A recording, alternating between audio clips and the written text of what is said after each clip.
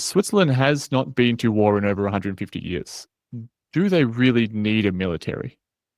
Yes. And you bring out a very, very, very good point. We were not engaged in a war since, you said, 150 years. The last war we had basically was our civil war.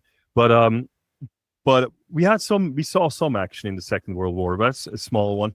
But you know what? That's exactly why we didn't have war, because we have a military, because we have a strong military, because we have a military that tells a potential enemy, hey, wait, you have to pay a big price if you try to enter Switzerland. And that's exactly what happened. And that's exactly what happened in the Second World War. I mean, Germany, they had plans to invade Switzerland. It was called the Operation Tannenbaum. But they came to the conclusion that you need so many divisions to attack Switzerland, to take Switzerland, that it's not worth it. They would probably have done it, but they had like other theaters where they were already engaged, but they didn't have the numbers to invade Switzerland. So our philosophy was always make the price for a potential attacker as high as possible, so he thinks twice or even 3 times before attacking. And there we have one big advantage too, is our terrain.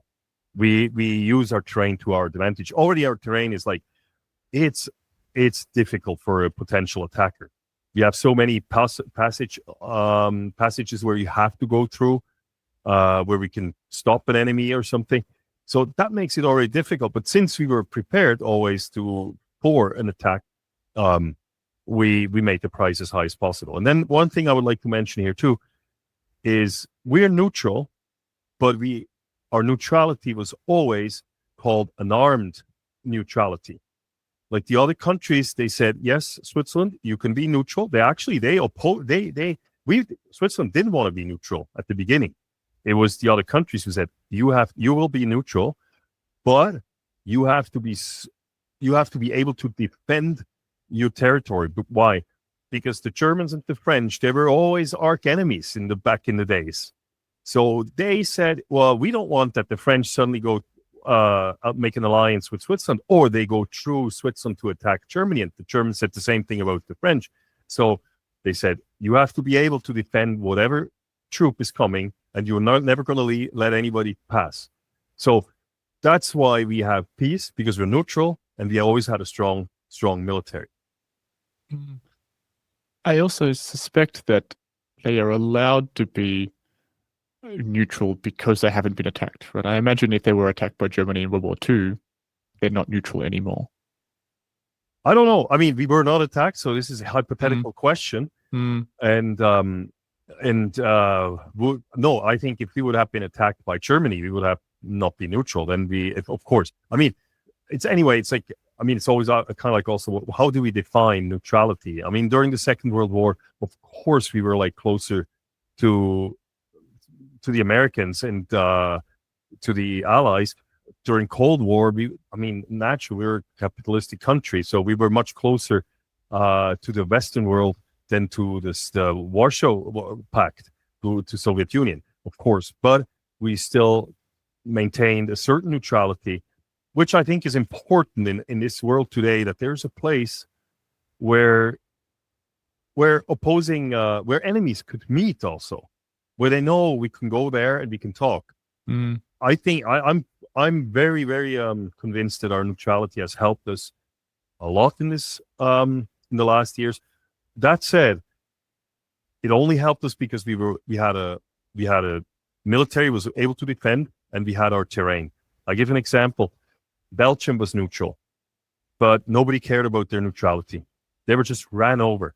And if you talk to a Belgian today, a Belgian will tell you, oh my God, like neutrality, biggest bullshit. Never again, they made bad experience, but they don't have the same terrain like us.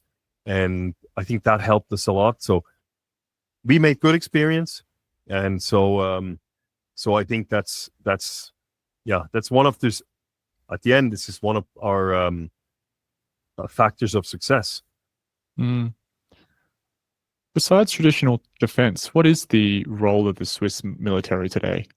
Yeah, like you said it, like the role is mainly defense. I mean, everything else, is secondary. It's nice when there's some other benefits, but the role is to defend.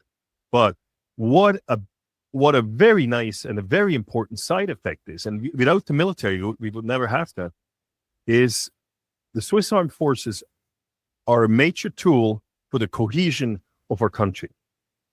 Like, it's the biggest melting pot we have in Switzerland. It's diversity pure, if you think about it. It's like, if you think Switzerland's the only country in the world that has literally 4 different national languages, has 26 different cantons with really different cultures. And we mix together without any problems. I mean, people sometimes tell me, yeah, Canada. Well, you know what? Canada is only the province of Quebec who speaks French. They don't like really the other ones. They actually had troubles. They wanted to separate and all that stuff. You have the province of New Brunswick, the only one who is really bilingual. But besides that, the Anglos are Anglos. The Quebecers are French. In Switzerland, that's not the case. We feel as one. And that's big part because of the military. And I can explain it. When you're like a kid, when I was like 20 years old, you come just out of gymnasium, of high school.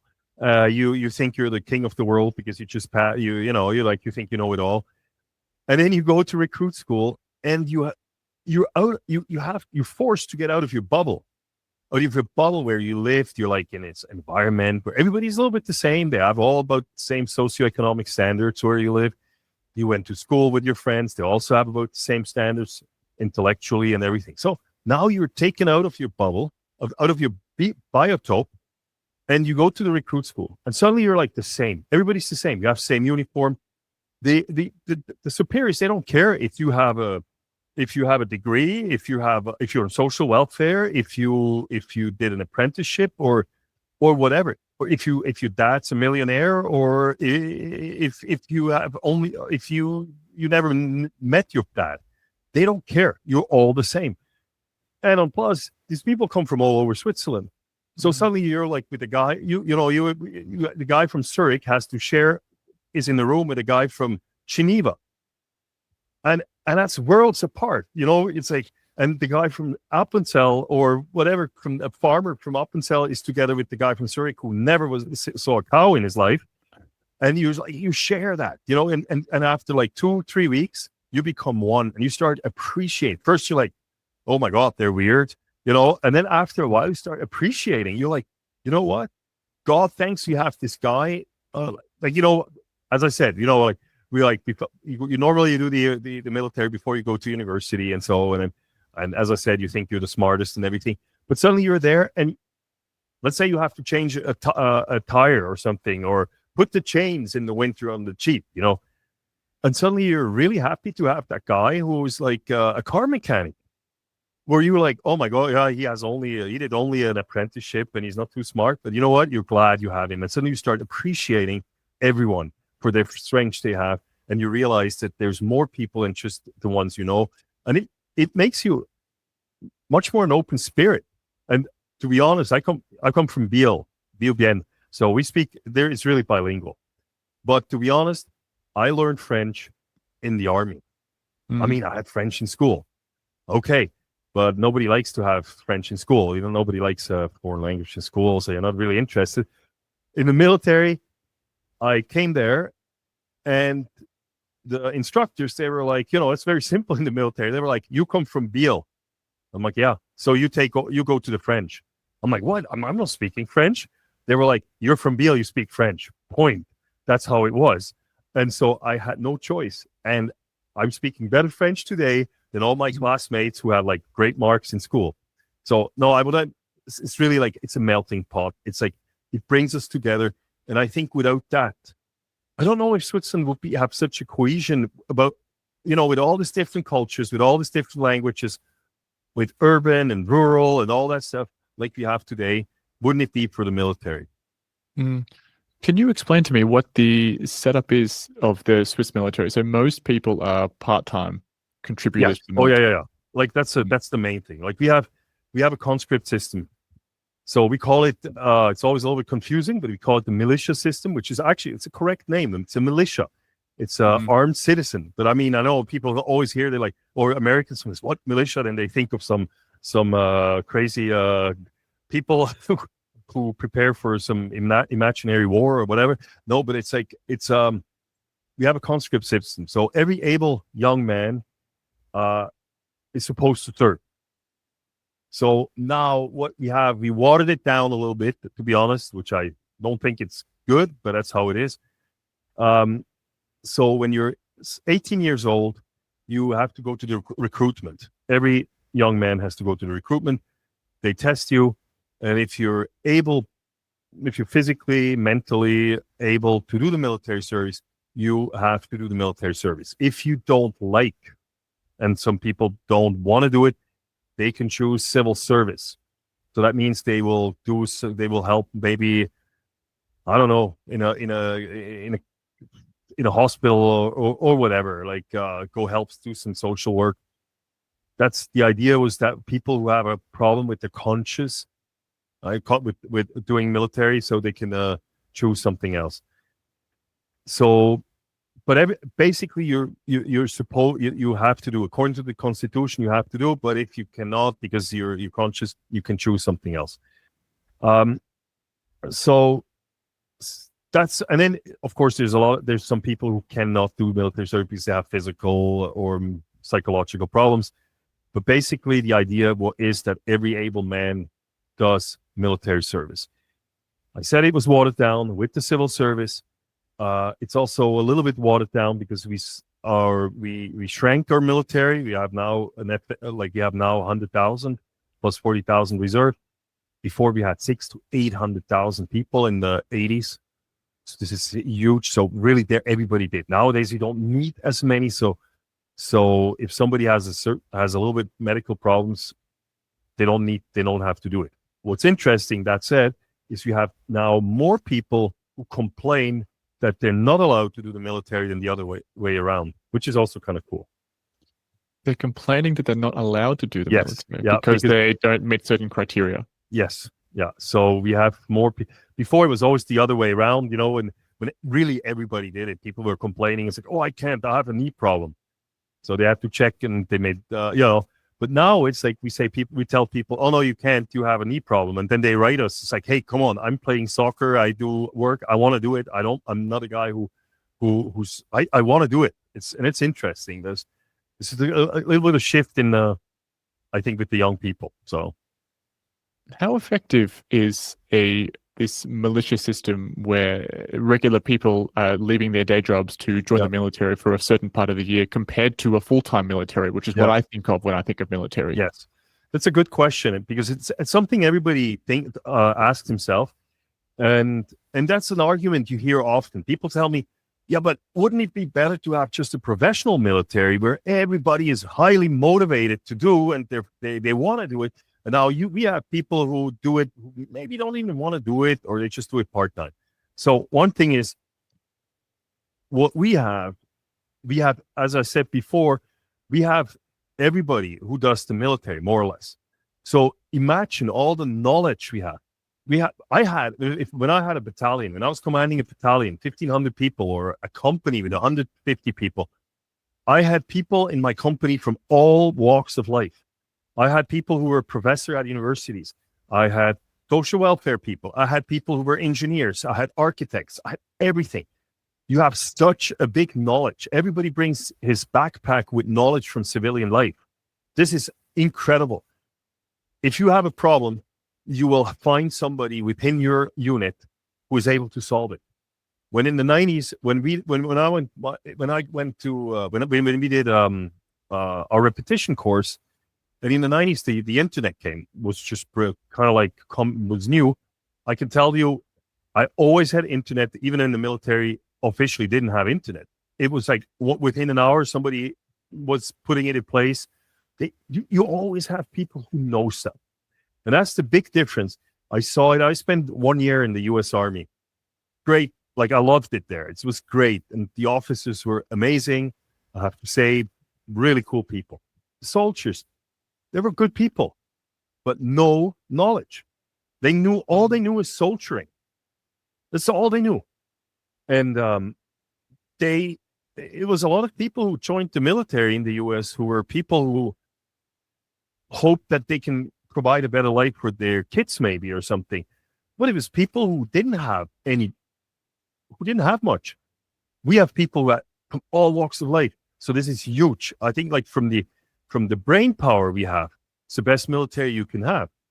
Then another thing that is really, really good, and I really like that, and I have to stress that, because we have people who are not all volunteer. I mean, some do it because it's the duty. Some say, they say I have to. I understand, but I'm not a fan or something. We have people who are critical thinkers. And as a battalion commander, or as a general or something, you cannot just order anything. You have to convince your people, because these people are thinking also. They're not just following orders, because they're like, you know what? I'm here 3 weeks a year. You better explain me what I have to do and why I have to do it. And that's I think it's a very important thing. If that you have an organization that is also questioning the why. And it helps us also not to do stupid things. You know what I mean? But if you have a military where people are just paid, they just follow orders. But with us, that's not the case. It's the sovereign who is doing the military service. And you cannot just play with them like as you want. You have to be convincing. You have to think twice before you order something. People do it, but you cannot just order any bullshit. Then they just say, you know what? No, I'm not going to do it. And what do you want to do? They're just part-time. They just go home. Or you put them in 2 days in prison or something. They don't care. So you really have to convince them. And as I said, the knowledge they bring with, it's amazing. But do you think that only being part-time doesn't really connect you with the idea of actually going to war if you need to? So then if there is a war, the likelihood of these part-time soldiers is, everyone's scared. So do you think that is a risk? There is a risk that people will be scared, but you know what? Our military is purely defense. I just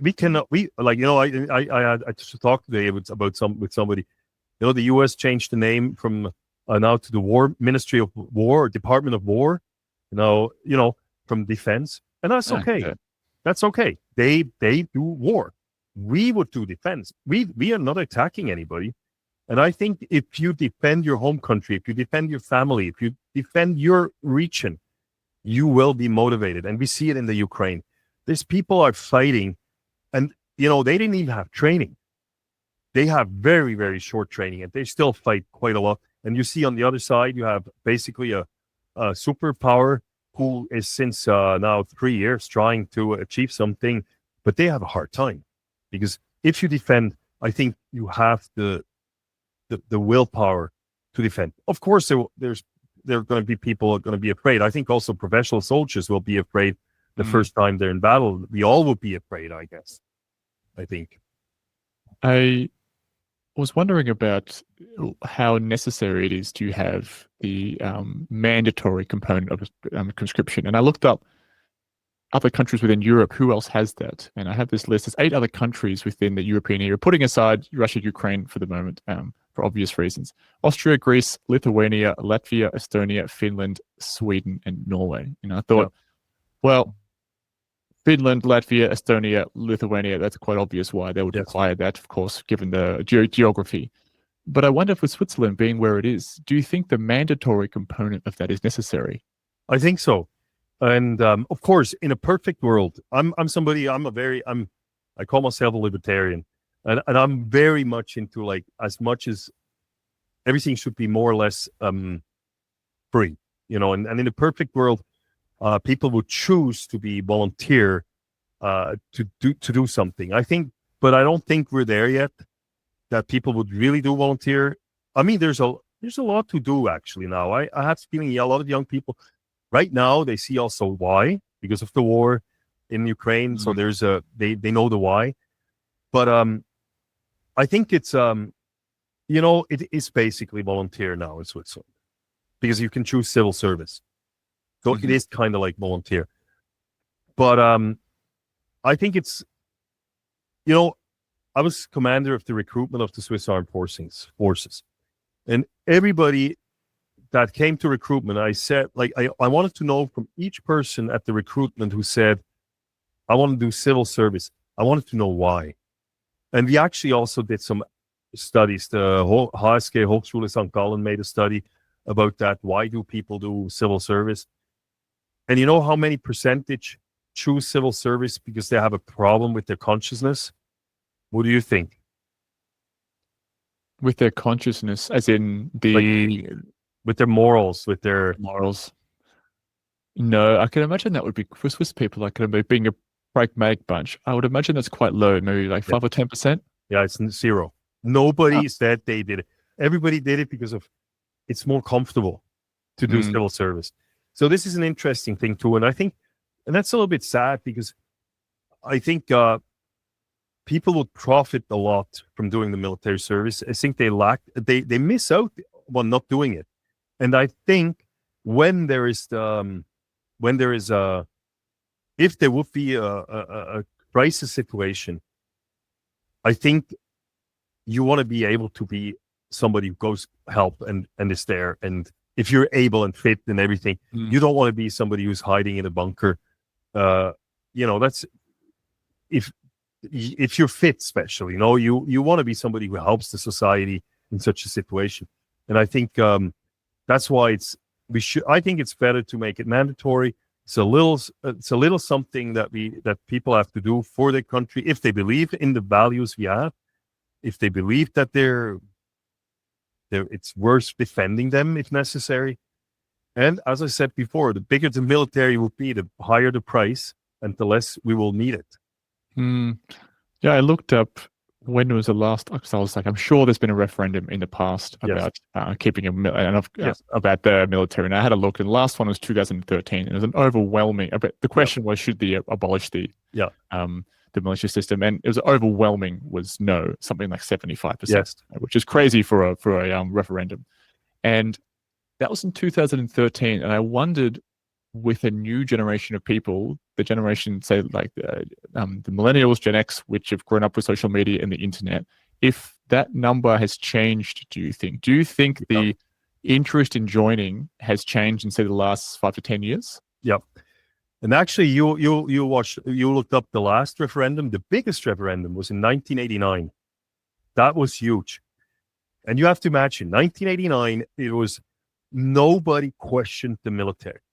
It was like a holy cow. They even called it, like they made the advertisement with the cow and with a helmet on, and they were like, this is a taboo. And so there was like this referendum from the group called Gruppe Schweiz ohne Armee, Swiss without military.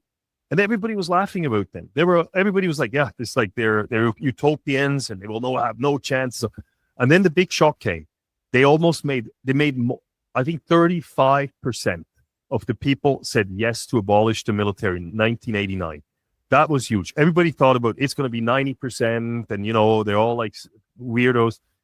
And that was a big wake-up call. And I say today that was one of the best things that happened to the military, because it shook the military, and there was a lot of changes. There was a lot of reforms after that, because it was a holy cow. Nobody questioned it. So this lefties, basically, they question the military, and I think it's a good thing they did. So in 2013, it was already like going down, like that was the second time they tried, much less people. And I would say today, you would ask today, I think it would be like 90%. And when I talk, and it's a little bit sad because it's because of the war in the Ukraine, and maybe also in Gaza and everything. War is much more present again than it was 20 years ago. And that's, I see that also with my kids who were born 2004, 7, and 9.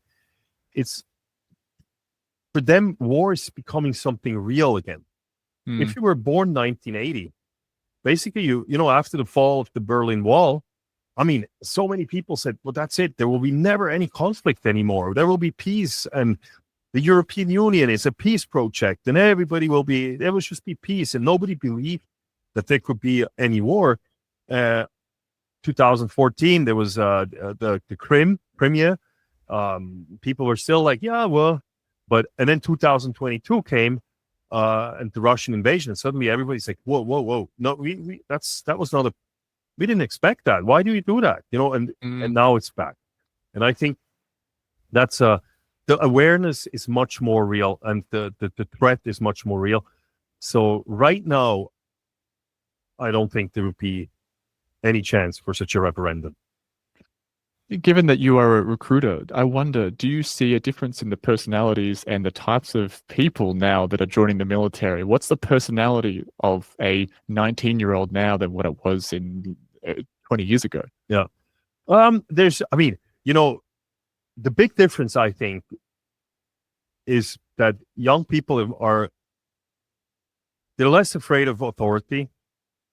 When we were, No respect is one way to say it. or yes, not so much respect. But you know what? It's a good thing.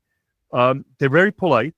I have to say they're polite, and they're willing to do stuff. But you have to explain it also, maybe a little bit more, or they question you. I mean, when I was a school commander as a colonel, and you have like 20-year-olds, and you say, "Hey, you do have to do that," and then like, "Sir, why?" It's kind of cool. It's because you're like, yeah, why? I have to explain them that. It's like, and then they do it. If they know why, they do it. With us, it was like a colonel said something, we just did. And we were like, oh my God, I hope he's not going to ask me a question or something. Now it's much more, it's not as, less respect or less afraid of authority, I think. But the willingness to do something is here. Maybe they're a little bit less physically, maybe. What was physically, I think it's interesting. You have like some that are really, really good. They're much better than we were, I think, 20, 30 years ago. But then you have the other side. You have like the extreme that is really not fit, who never walked to school or something. So we have a little bit more extremes, I would say. I have feeling back 20, 30 years ago, everybody was more or less kind of like the same level of fitness. Now you have a little bit like the obese, and on the other hand, you have like the top athlete. And that maybe changed. But you know what? I think to be honest, I like this young kids, the 20-year-olds. You can do a lot with them. They're willing to do stuff, but they need to know maybe a little bit more why. Maybe we needed it also, but we didn't maybe dare asking. We just did because we had too much respect, or maybe we were afraid of authority, and they don't have that. How are you going to continue? How's the military going to keep hitting its conscription numbers when you have, an aging population? You have mid-30s is when you no longer have to serve, and 22 or 3% of the population of Switzerland is now immigrants and not a Swiss citizen. Yes. It must be harder and harder to find the people. Yeah, actually, well, the thing is like this. As I said, the military right now is quite small. Like if you think about it, 100,000 people, we need about 18, 20,000 recruits every year. So that's feasible, but you're right. It's not getting easier because now we will have birth years that are dropping for a while. Maybe it could go up again, could be for a while, but now we have less potential recruits. And one thing is also, one thing what we could do, but that's not us, it's the politics we could do. I said before, we nowadays you make your recruit school, you make 6 repetition course, and you have to do that until you're 32. So all you have to do is you can add 1 repetition course more or 2 repetition course more, so you stay longer in the military, and so the effect, like the numbers will go up. As I said, my dad, I think he did to like 45 or 50 or something back in the 80s. That was normal, and that's something also we could think about, because if you look at it nowadays, a 50-year-old. A lot of 50-years are absolutely fit, or 40 years old, they're fit. They could do it. And what's interesting, we actually have quite a few people who would like to go on in the military, but they're not allowed anymore because they did their service. And that's also something actually we're seriously thinking about, is that if you want to volunteer a couple more repetition courses, that you could. If somebody wants to do that, like a volunteer firefighter, and says, look, I'm going to do 2 more years. I'm fine with that. I'm still fit. I like it. I think, but I don't know how many, but there is people who ask us that. So that's for sure something. But I think the easiest way would be just to make 1 or 2 repetition course more, and you have more numbers.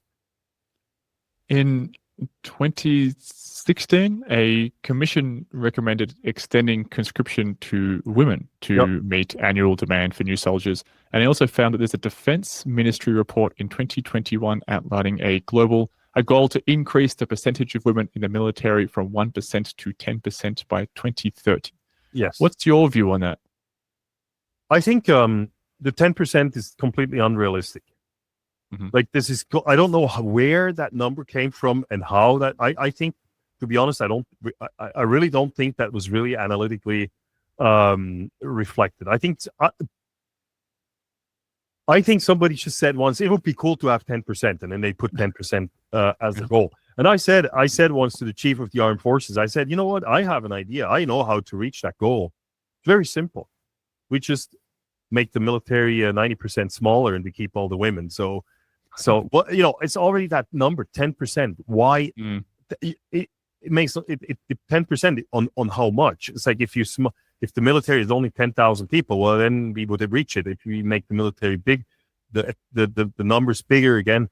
I think what we have right now is we have an increasing number of women, but we're still like, I think something below 2% or something. But we have it takes a little bit of time. And personally, but that's a political decision at the end. Personally, I wouldn't make the military service mandatory for women. I mean, it's like I said before, in some way, it would be cool if it even would be not mandatory for men, if you would have enough men who will come. But I think if you think about it, if you have a time of war, and if you look at history, how many young men lost their life? I mean, if you look at First World War or now Ukraine or something, does it make sense that also now so many women would lose their life?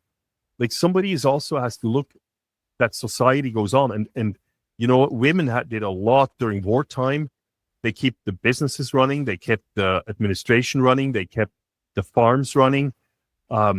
Imagine all the whole generation, like some 10 years of from, I don't know, 20 to 30-year-olds, they would be all in the military service. I don't think that's a good thing, but I think it's good that everything is open for women, and the ones who want to join, they're welcome to join. And we have we do have every year a little bit more, and the interest is it's what's interesting is that the interest is increasing. Not everybody does the military service, but we do have this orientation days for women also. They're always packed. It's really interesting. Like 17-year-old girls, they go listen, and not all join, but it's not a taboo anymore.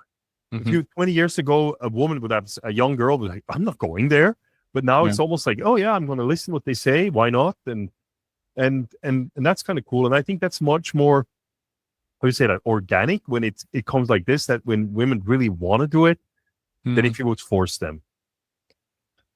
I was also reading about current events in Europe, and I know, well, it's not that current, but a lot of other Western European countries like France and Germany are ramping up their military now that the US is pulling out. Yeah. And I wonder, given the increased tension in Europe, do you think that the Swiss military is going to increase in size and budget?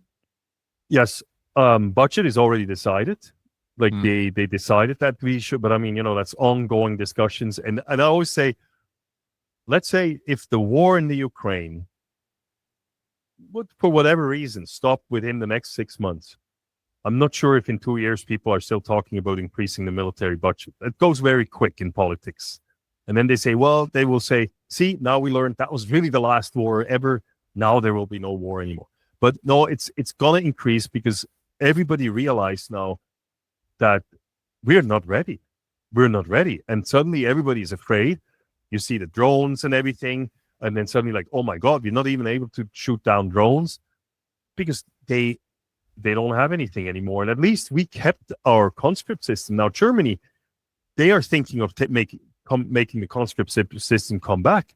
But, it's much harder to bring it back now than it was, because they also made a lot of mistakes because they also abolished the infrastructure. So it's easy to say in the Bundestag, oh yeah, we're going to go increase the military. Let's make conscript and we will have so many soldiers. They don't even have room to sleep. They don't have any training centers anymore. It's all gone. The Swedes had the same problem. It's like they said, well, we don't need anymore. So they sold all their barracks and all the training facilities, and now suddenly they want to increase. It's not just the numbers. It has the infrastructure, the material, everything has to go together. That costs a fortune. And we see it now. The European Union wants to spend hundreds of billions. My question is, where do they take the money from?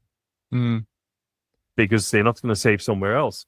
So I think, yes, we will increase. Because in the Swiss military, we'll also increase because we have, there's some stuff, we have some holes. So yeah, we have holes in the military. We have, if right now if you take it, we have, out of our 17 infantry battalion, we could equip like 9 fully or 8 fully, and the others not. So this is unfair. Like if there would be a war and you cannot equip your soldiers, this is really unfair. Like that's the minimum we need to have, material, guns, and ammunition that you can defend yourself. If not, it makes no sense. So we will have to increase the military budget. What is the approximate per capita spending on military compared, not necessarily a number, but compared to other European countries? Is it a lot? No, it's very low in Switzerland. It's below, what is it, like 0.9% or something of the GDP, and we want to go up to like 1.5. But that said, I mean, we always talk about GDP and the percentage. And NATO, I think they ask 2 or 3% now that you spend on GDP. But that said, of course, Switzerland has a very high GDP. So let's say if you're a poor country, of course, 3% is not, maybe our 1% is more than maybe in another country, 3%, but it's very low compared to social welfare, to other stuff. It's very, very low what we spend. But I always say, the military should not be super expensive. I think it has to be fair to the soldiers. So I always say we need the cheapest military possible, but it has to be as expensive as needed. You know what I mean? It's like we don't need to have extra or whatever. Like we don't need super, but we have to be able to defend our country, and that's the minimum we need. Not more. We don't need to exaggerate, but we need to be able to give our troops the material they need to fulfill their missions. Very simple. What does the Swiss military have in terms of modern warfare, like the tech? You read about some of the crazy tech that the Israel has and the Middle East has and America has. I wonder, does Switzerland get in on that as well? Yes. Well, right now, like the Patriot system is something we ordered. The defense system. If you have the F-35 plane, that's also, that's now quite high standard plane. Yeah, we do have some stuff, but also there's also some stuff that is old. Like, right now our planes, they're from 1993. I think we voted about them, the F-18. That's, if you think about it, you would have a car from 1993. It's an old timer, or at least a young timer. I don't know, but it's like it's old, and we have some stuff that dates back even to the 70s or so. So of course the military material, you keep it longer and everything, but yes, we have to. We are some stuff that's old, some stuff is newer, but we have to be more up to date again. And I know that I was wondering also, does Switzerland have, I'm sure they do, but I really know nothing about them. What is the special forces of Switzerland like? Do we have special forces? Yeah. They're quite, we have different types of special force. You have the real professional part. Like they're 100% special forces. That's like the people, if let's say somewhere Swiss people have to be rescued somewhere in the world, that's the guys who go. They're like very secretive. They're very highly trained. I heard from a friend of mine who was a special force in the U.S. who had a very high, who said the Swiss have a very, very high standard. So I believe him, and I think the missions they did till now, they succeeded. So, but it's a small force, but they're they have very good quality.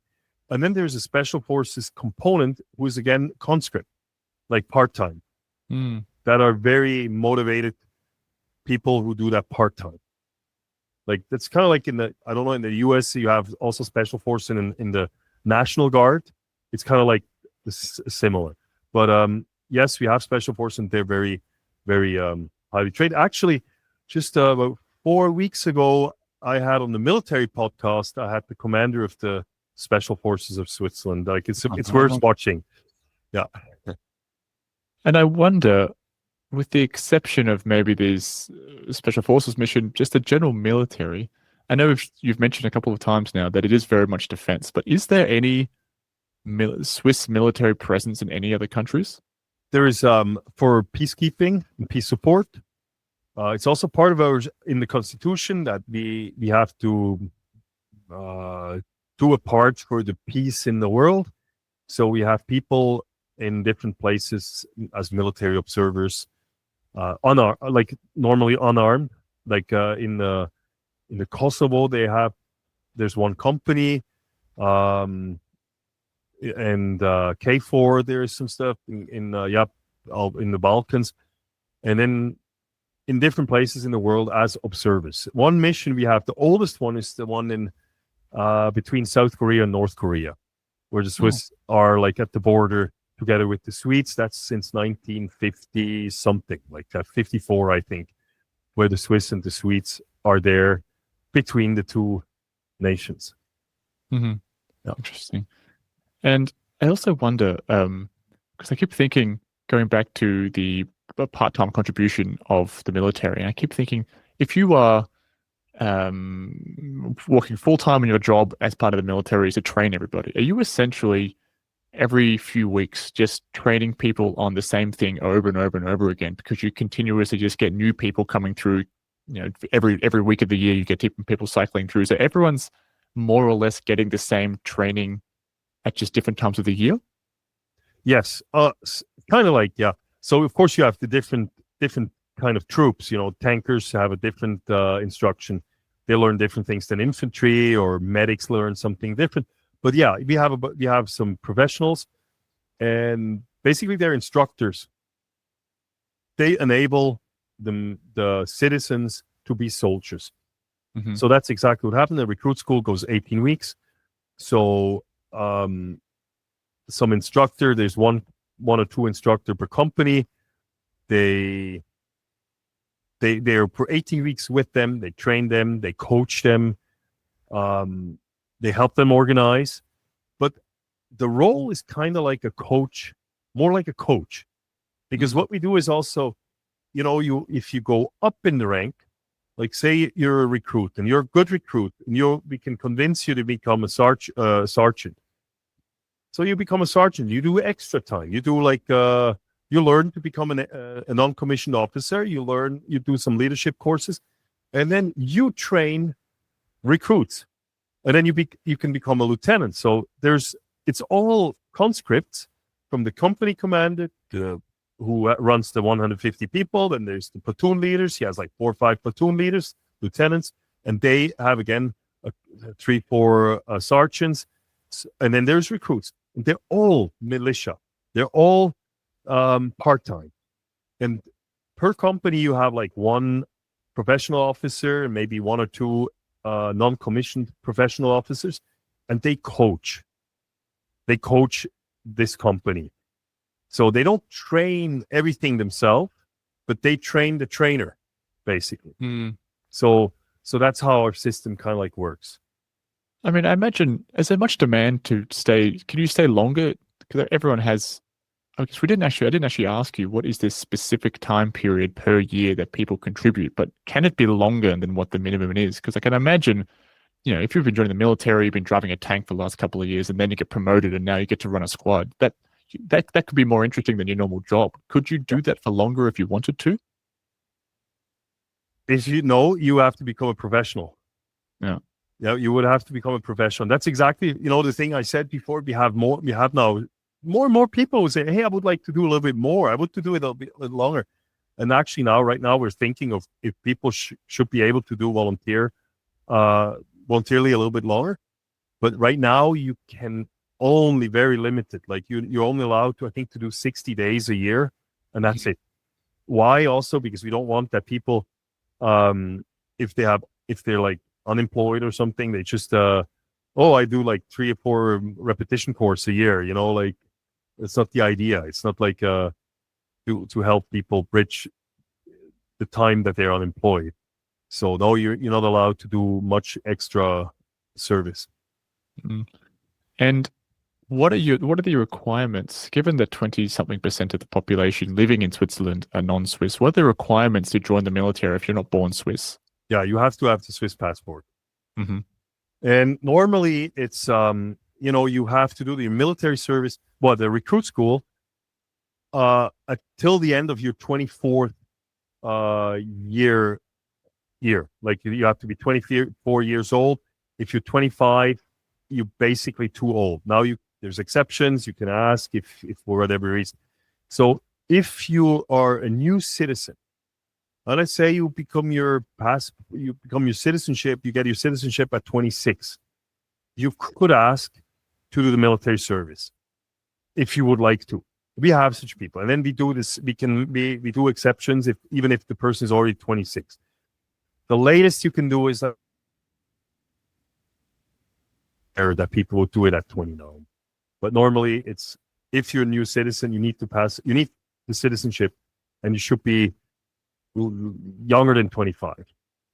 I missed it. I'm in the process of getting my citizenship now, but I think I missed the boat. How old are you? 33. Well, as I said, I can always try to make an exception if you want. No, 33 is it would be a little bit difficult. Mm-hmm. Looking ahead, the world as we see it, I mean, and all of how we get information, things are pretty negative. There's wars which don't seem to end, and political leadership which people don't particularly aren't fond of. With all this going on, Switzerland still managing to navigate this as a neutral country. It's the big question, but are you optimistic about the role in which Switzerland will continue to play in the future? That's a good question. And I mean, I don't have a crystal ball. And as you said, it doesn't look too, promising right now. I'm an optimistic person. I always think it will turn out in one or the other way, in a good way. But you know what? The thing is also, if you look at history, maybe the good times we had now, the last 50 years. And if you look at history, there was rarely such long periods where there was just nothing. And there was always some problems and turmoil and wars or whatever. And maybe that's what's coming. Maybe we were also too decadent to realize what we have, and we let down our guard. As we said before, we didn't invest in defense anymore, and now maybe we pay the price. We got too comfortable. But what does that mean for Switzerland? I mean, we're surrounded by countries who are in the European Union. So they put a certain pressure on us too, which is in some way also understandable. They say, hey, we're surrounding you. We kind of like you're kind of like part of it. Like try not to be standing apart always. And of course, Switzerland has, because that's what I think, we have a more democratic system than all the other countries, because our society is still more free than the other countries. Our society is also more successful till now, our economy. So that makes also maybe certain, your other countries are probably as envy. They say, hey, we struggle. Let's say we need money for the defense. If we have a good defense, it helps also you guys in Switzerland. So why don't you contribute something? So I think there will be pressure coming on Switzerland. And with all the stuff that's going on in the world, Switzerland will experience some changes, I think. I really think so, because we're also still connected with each other, and I don't think the economy in Europe is going that well. European Union is not going that well, according to me.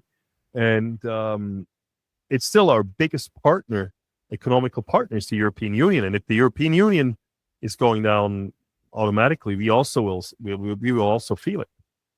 Mm-hmm. What do you mean when you say you don't think it's going that well? Well, the economy is struggling. If you look at Germany, we have, the debts are going through the roof. We have, if you look at Germany and in France and other countries, how much on social money is spent on social welfare.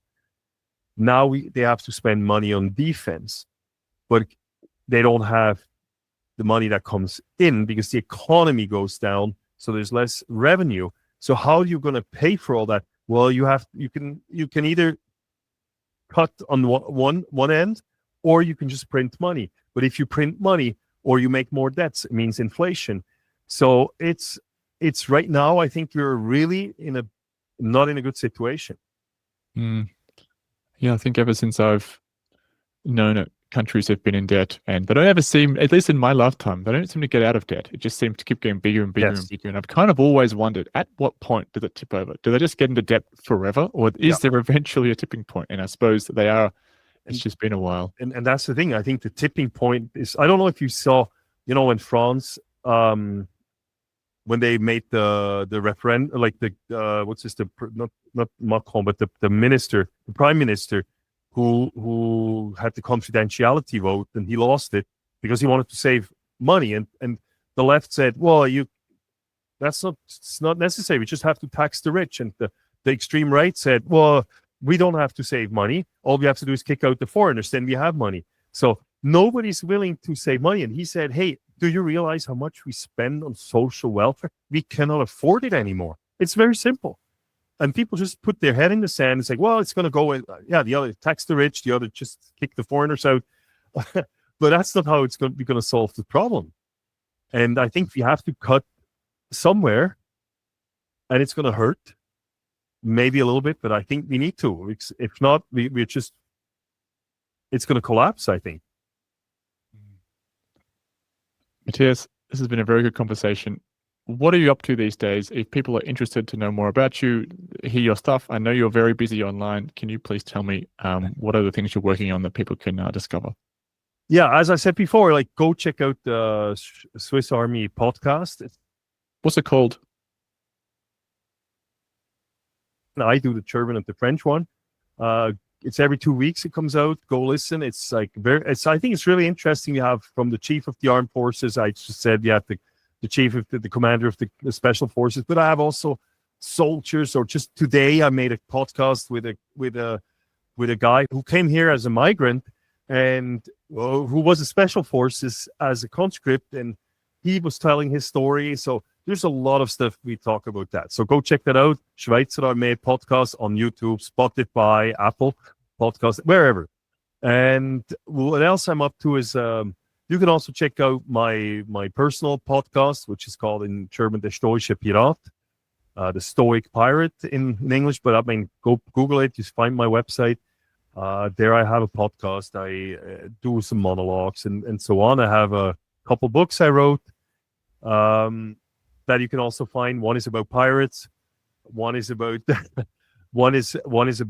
decision making, about short stories about decision making, and one is more a little bit about, say, philosophy, Stoic philosophy, kind of like.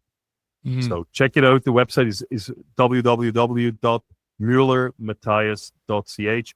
Müller with UE and Matthias with 1 T and H. Matthias, thank you very much for your time. Thank you for having me.